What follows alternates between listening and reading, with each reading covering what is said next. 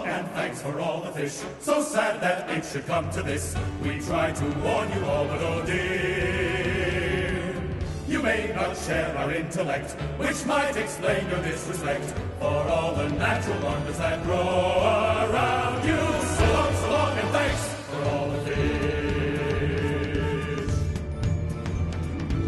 The world's about to be destroyed. There's no point getting all annoyed. Lie back and let the planet dissolve around you. Despite those nets of tuna feet, we thought that most of you were sweet, especially tiny tots and your pregnant women. So long, so long, so long, so long, so long. So long, so long, so long, so long, so long. So long, so long, and thanks for all the fish.